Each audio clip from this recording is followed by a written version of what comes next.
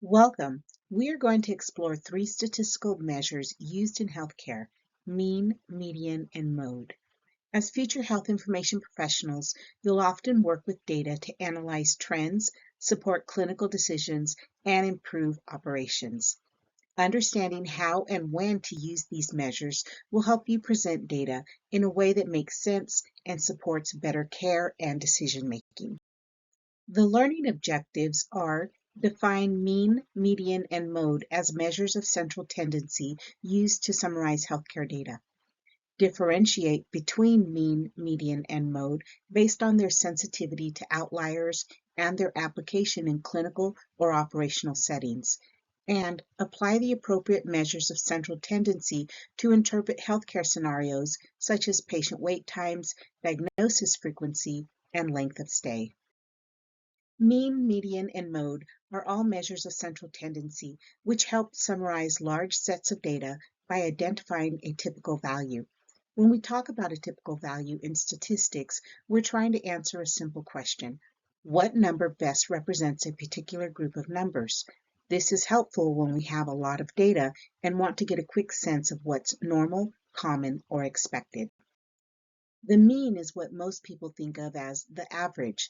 It is the most common measure of central tendency and is simple to compute. You calculate it by adding up all the values and then dividing by the number of values. The mean can be easily affected by outliers, which are extremely high or low values. In everyday life, we use the mean to describe things such as average temperature or average test scores. If we track the length of stay for 10 patients and the total is 52 days, the mean length of stay is 52 days divided by 10 patients. The average length of stay for the 10 patients is 5.2 days. Mean is helpful for understanding overall resource use, such as the average number of lab tests ordered or average hospital stay. Here are the mean lengths of stay for 10 hospital inpatients.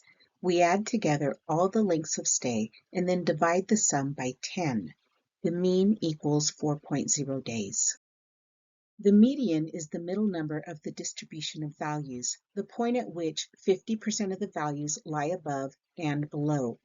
To calculate, arrange the numerical values in ascending or descending order and determine the value in the middle. If there's an even number of values, you take the average of the two middle numbers. Suppose we track patient wait times in minutes.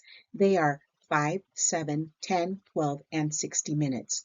The median is the middle number, 10 minutes.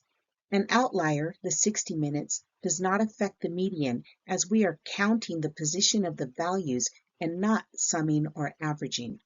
The median is useful when the data has extreme values and you want a more realistic reflection of a typical experience, such as determining patient wait times or income levels. Here are the lengths of stay for 7 hospital inpatients. Arrange the values in ascending or descending order. Then identify the middle number. Remember, for an odd number of values, the median is the middle number. Here it is the number 3. Mode is the value that occurs most often. It is the simplest measure of central tendency because it does not require any calculations. There can be more than one mode if multiple values occur with the same highest frequency.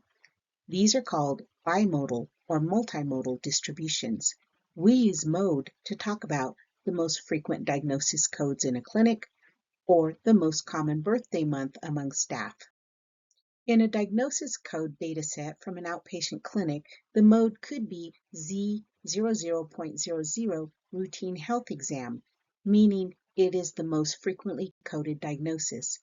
Mode can also be used to identify common conditions, frequent procedures, or popular appointment times. Review this table to help you answer the review questions on the next slide. Please pause this lecture to answer these review questions. In summary, each measure offers a slightly different lens to understand what's typical. Choosing the right one depends on the kind of data you have and what questions you're trying to answer. In summarizing data, it is useful to have a single typical number that is representative of the entire collection of data or specific population. A typical value is not always just one number. We want the number or numbers that best represent the data depending on the situation.